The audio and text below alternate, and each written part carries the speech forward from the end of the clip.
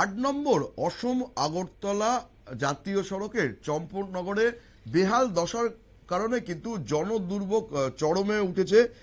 যানজটে নাকাল হচ্ছেন গাড়ি চালক সহ প্রচুর মানুষ।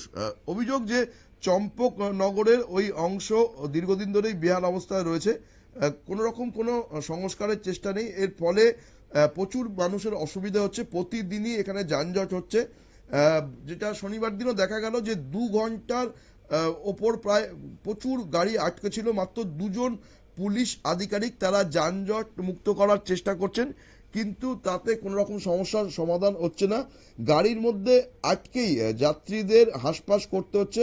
অনেক যাত্রীকে দেখা গেছে যে তারা নিজেরাই বাধ্য হয়ে গাড়ি থেকে নেমে পড়ে যানজট নিয়ন্ত্রণের চেষ্টা করছেন, কিন্তু তারপরও জনদুর্ভোগ কমেনি। এই বিষয় নিয়ে কি বলছেন ভুক্তভোগী গাড়ি চালকরা, আমরা শুনে নেব তাদের বক্তব্য।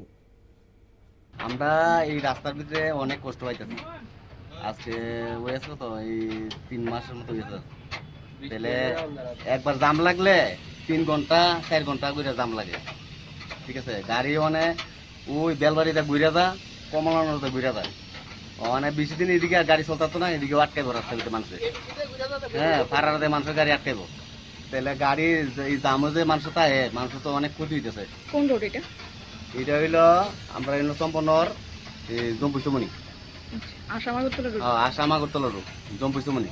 আর যদি কোনো রকমের অ্যাম্বুলেন্স বা অন্য পরিষেবা যায় তখন কেমন? যাইব কেমন অ্যাম্বুলেন্স? এই তো অ্যাম্বুলেন্স তো এমডিকে যাইতার না, ঘুরে ঘুরে যাইতেছে। এদিকে ঘুরে যায়, এদিকে ঘুরে যা। মেন রোড তো যাইতার না, মেন রোড তো জামতে পুরা। আমরা শুনে নিলাম গাড়ি চালকের বক্তব্য।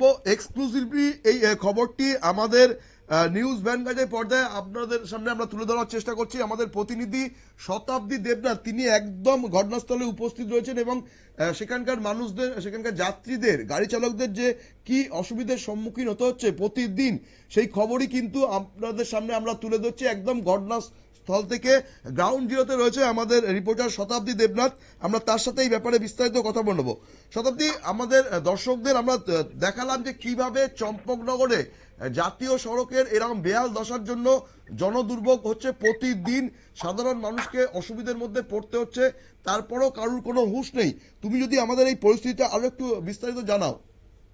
একেবারে সৌম্য, দেখো আজকে আমি নিজেই দুর্ভোগের শিকার হয়েছি এবং বলতে বাধ্য হচ্ছি যে ত্রিপুরার আসাম আগরতলা জাতীয় সড়ক NH8 তার যদি এমন বেহাল অবস্থা হয় তাহলে যাত্রীর দুর্ভোগ যে কতটা পরিমাণে বাড়বে সেটা আজকে নিজ চোখে প্রত্যক্ষ করতে পেরেছি বলেই বলতে পারছি।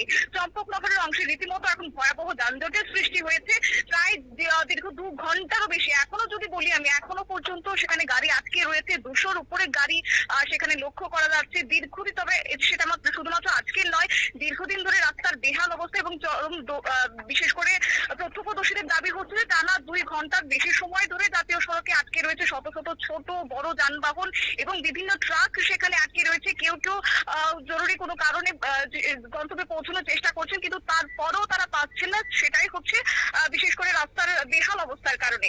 এছাড়া তোমার আরো একটি বিষয় বলে রাখি, দীর্ঘক্ষণ যারা গাড়িতে আটকে ছিলেন তারা কিন্তু অতিষ্ঠ হয়ে শেষমেশ তার গাড়ি থেকে নামতে বাধ্য হয়েছেন। অনেকে গাড়ি থেকে নেমে পরবর্তী সময়ে পায়ে হেঁটে গন্তব্যের উদ্দেশ্যে রওনা দিচ্ছেন। আবার কেউ কেউ এই পরিস্থিতি দেখতে না পেরে অপেক্ষা না করে নিজেরাই রাস্তায় নেমে যানজট নিয়ন্ত্রণের কাজে হাত লাগিয়েছেন এবং সাধারণ মানুষের এই উদ্যোগে কিছুটা হলেও যান চলাচল স্বাভাবিক হয়েছে, সেটা আমরা প্রত্যক্ষ করেছি। এছাড়া আরো একটি বিষয় বলে রাখি যে সেখানে শুধুমাত্র 2জন পুলিশকে দিয়ে কাজে লাগানো হয়েছে এবং তারা রীতিমতো যানজট নিয়ন্ত্রণে আনার চেষ্টা করছেন, কিন্তু তারপরেও যেন সেটা সমস্যা কিন্তু কোনো রকমের সমাধান হচ্ছে না। এছাড়া যারা স্থানীয়রা রয়েছেন তারা কিন্তু বারবার অভিযোগ জানাচ্ছেন যে এই যে দীর্ঘদিনের বেহাল অবস্থা, সেখানে রাস্তা কোনো রকমের সংস্কারের জন্য সে অর্থে উদ্যোগ গ্রহণ করা হচ্ছে না। তাই বৃষ্টি আসলে প্রচন্ড পরিমাণে দুর্ভোগ পোহাতে হয়। এখনো পর্যন্ত সেখানে কাদা মাটির জমাট স্তূপ পরিণত হয়েছে। তাই সেক্ষেত্রে কবে নাগাদে সেটা তোমার স্থায়ী সমাধান হয় সেটাই প্রত্যেকে তাকিয়ে রয়েছেন। এছাড়া এই যে গাড়িগুলো যাচ্ছে সেখানে কিন্তু কোন রকমের ওয়াটার ট্যাঙ্কারের মধ্য দিয়ে যে গাড়ি দিয়ে জল দেওয়া হয়, জল ছেটানো হয় রাস্তায়, সেগুলোরও কোন রকমের ব্যবস্থা নেই, যার কারণে প্রচুর পরিমাণে ধুলাবালু উঠছে। এছাড়া কারো কারো শ্বাসকষ্ট পর্যন্ত হচ্ছে বলে স্থানীয়রা অভিযোগ জানিয়েছেন। এবং কেন উদ্যোগ গ্রহণ করছে না স্থানীয় প্রশাসন, সেই নিয়ে কিন্তু বারবার ক্ষোভ উগরে দিচ্ছেন যানবাহন চালক থেকে শুরু করে যাত্রী সাধারণ প্রত্যেকেই। সৌম্য, শতাব্দী, এইরকম কোনো কি খবর তুমি পেয়েছো যে স্থানীয় মানুষরা যে অভিযোগটা মুখে করছে তারা লিখিতভাবে প্রশাসনিক কোনো স্তরে এই ধরনের কোনো অভিযোগ জানিয়েছে কিনা যে তাদের যে প্রতিদিন দুর্ভোগ পোহাতে হচ্ছে, গাড়ি চালকরা বা সাধারণ মানুষ ওখানকার, তারা প্রশাসনের কোনো স্তরে লিখিতভাবে কোনো অভিযোগ এই সংক্রান্ত কিছু জানিয়েছেন কিনা? আমরা কথা বলার চেষ্টা করেছিলাম, কিন্তু সেই অর্থে কেউই ক্যামেরার সামনে মুখ খুলতে চাইছে না। তবে কেউ কেউ বলছেন যে হ্যাঁ, আমরা অনেকবার জানিয়েছি, দপ্তরকে আমরা জানিয়েছি, কিন্তু কার্যকরী কোনো রকমের উদ্যোগ গ্রহণ করছে না। তার ফলে প্রত্যেক দিন যারা দুর্ভোগের শিকার হচ্ছেন, কেউ কেউ আগরতলা কিংবা অন্যান্য জায়গা থেকে তারা আসছেন চম্পকনগর উদ্দেশ্যে, সেই অর্থে কিন্তু প্রতিদিন তাদের এই দুর্ভোগের শিকার হতে হচ্ছে। এবং আজকে যারা গাড়ি থেকে যাত্রীরা নেমে পড়েছেন, তারাও বলছেন যে এই দুর্ভোগ কোনোভাবেই মেনে নেওয়া যায় না এবং তাদের গন্তব্যে পৌঁছতে দেরি হচ্ছে। প্রতিটা প্রশ্নের উত্তর এখন শুধুমাত্র প্রশাসনের কাছেই রয়েছে, আদৌ কি উদ্যোগ গ্রহণ করবে কিনা। কারণ আজকে হয়তো বা কেউ কেউ ক্যামেরার সামনে মুখ খুলতে চাইছেন না, কিন্তু প্রত্যেকের মধ্যে তো খুব ধুমায়িত হচ্ছে। এই পরবর্তী সময় আমরা কি দেখতে পাবো, না কেউ কেউ রাস্তা অবরোধ করবেন কিংবা অন্য ক্ষেত্রে আরো অন্য পদক্ষেপ নেওয়ার চেষ্টা করবেন। সাধারণ মানুষের ক্ষোভ যখন বেড়ে যাবে, তাহলে প্রশাসন কি সেই সময়টাতে উত্তর দেবে? প্রশাসন কি তখন পদক্ষেপ গ্রহণ করবে? তার আগে কি কোন রকমের ব্যবস্থা নেবে না? সেটাও কিন্তু একটা বড় প্রশ্নচিহ্ন হয়ে দাঁড়িয়েছে। সৌম্য, শতাব্দী, অভিযোগ রয়েছে যে প্রশাসন যারা ওপর স্তরে রয়েছে তাদের সদিচ্ছা থাকলেও প্রশাসনের মধ্যে থাকা একাংশের আধিকারিকদের জন্যই কিন্তু এই ধরনের ঘটনা ঘটছে। এই বিষয় নিয়ে কি জানা যাচ্ছে? একেবারেই সত্যি তাই। বেশ কিছু ক্ষেত্রে আমরা যদি বলি যে রাজ্য সরকার কিন্তু যথেষ্ট উদ্যোগী রয়েছে। রাস্তার উন্নয়ন থেকে শুরু করে বিভিন্ন ক্ষেত্রে উন্নয়নের কিন্তু তারা উদ্যোগ গ্রহণ করলেও প্রশাসনের যারা দায়িত্বপ্রাপ্ত আধিকারিকরা রয়েছে তাদের গায়ে হেয়ালিপনা রয়েছে। আর তাদের কারণে আজকে এরকম চিত্র দেখা যাচ্ছে। এবং এছাড়া আমরা পুলিশ প্রশাসন যারা দায়িত্বে বর্তমানে ছিলেন কিংবা কিছুক্ষণ আগে যারা যানজট নিয়ন্ত্রণের চেষ্টা করছেন, তাদের সঙ্গে আমি কথা বলার চেষ্টা করেছিলাম। তারা কিন্তু ক্যামেরার সামনে মুখ খুলতে চাইছেন না, তারা এড়িয়ে যাচ্ছেন যে আমরা কাজে ব্যস্ত রয়েছি, এখন কিছু বলবো না। কিন্তু হয়তোবা তাদের পেছনে তারা মুখ না খোলার পেছনে হয়তোবা কোনো কারণ থাকতে পারে।